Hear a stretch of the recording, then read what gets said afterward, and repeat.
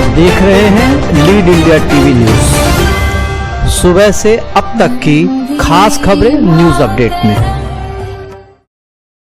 नमस्कार दोस्तों, जय हिंद।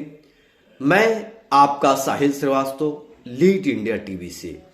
दोस्तों, महाराष्ट्र के रायगढ़ डिस्ट्रिक्ट अलीबाग के समुद्री क्षेत्र पर हमने कई बार अपने न्यूज में ये दिखाने की कोशिश की गई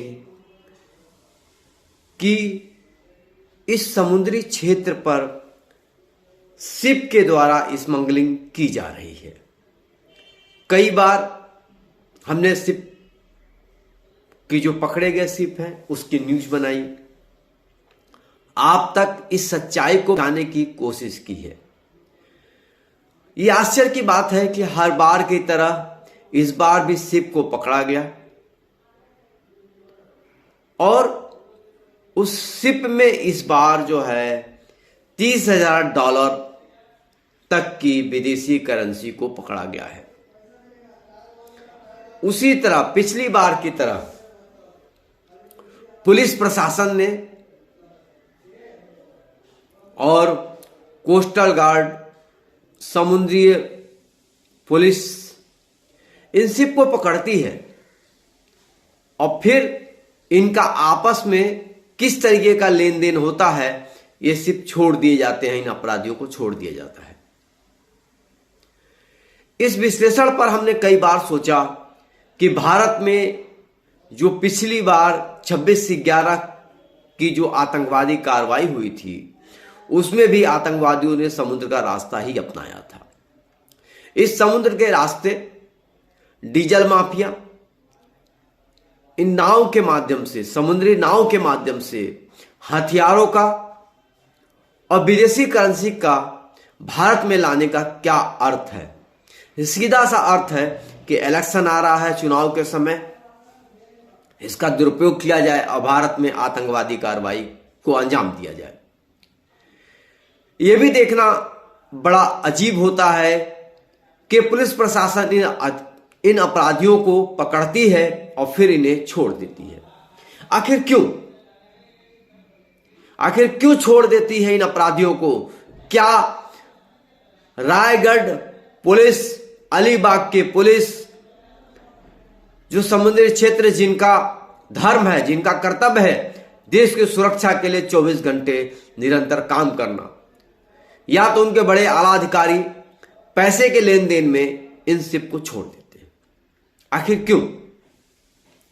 इसी विषय पर मैं सीसीएफ के अध्यक्ष के कुमार जी से आपकी बात करवाता हूं और वो इसको विश्लेषण से बताएंगे कि आखिर कौन सी शिप पकड़ी गई और उसके पीछे आतंकवादियों का क्या मकसद है।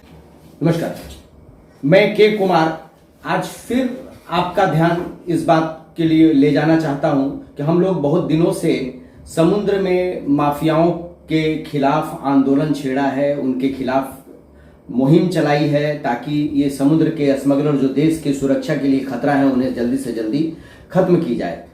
इसी संदर्भ में 1 मार्च को कस्टम डिपार्टमेंट ने एक बोट पकड़ा। बोट का नाम है बंधन साई। इसके मालिक हैं गणेश कोली। ये और इनके साथ 4-5 और इसमें आदमी पकड़े गए हैं और खुद गणेश कोली के ऊपर 4-5 क्रिमिनल केसेस डीजल थेफ्ट के पेंडिंग्स हैं। और इस सबसे बड़ी बात है, इस बोट में जो हम लोगों ने पहले भी बताया था कि ये बोट जो है डीजल के साथ साथ एंटी नेशन वर्क भी कर रही है। हम लोगों ने ये आशंका जाहिर की थी कि इसमें ड्रग्स भी हो सकता है, आर्म्स एंड एमुनेशन भी हो सकता है और लगभग ये बात सच हुई क्योंकि इस बोट में लगभग $30,000 पकड़ा गया।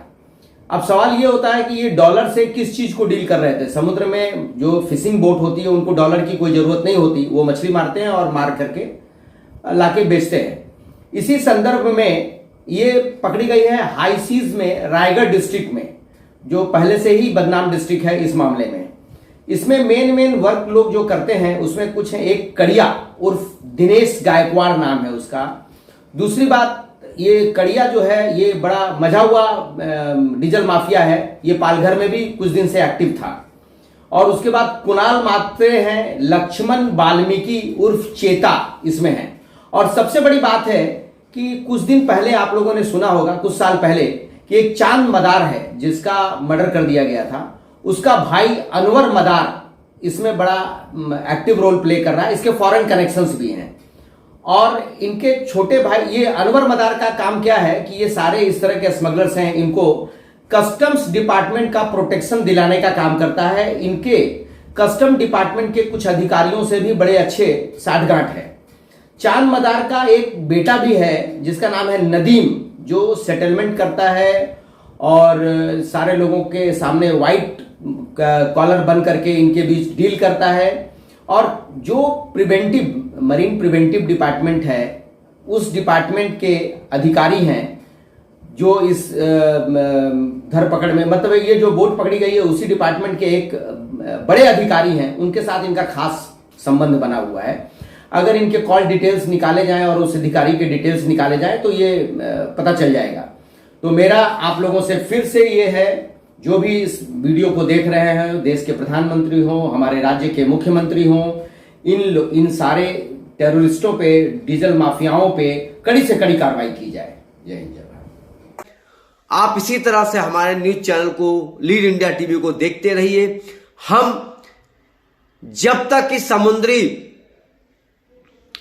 माफियाओं के खिलाफ में, आतंकवादियों के खिलाफ में अभियान तब तक चलाते रहेंगे जब तक कि सुरक्षा के दृष्टिकोण से पुलिस जाग नहीं जाए। अगर पुलिस नहीं जागती है तो उच्च अधिकारियों को और देश के गृह मंत्री तक इस बात को पहुंचाया जाए, जिससे इन भ्रष्ट अधिकारियों को सस्पेंड करवाने की कोशिश की जाए। इसमें हमारा साथ दीजिए, सहयोग कीजिए और ज्यादा से ज्यादा इस वीडियो को शेयर कीजिए। जय हिंद, जय भारत। न्यूज अपडेट की खास खबरें लगातार बने रहिए हमारे साथ। अब हमें दीजिए इजाजत, कल फिर मिलेंगे न्यूज अपडेट की खबरों के साथ। देखते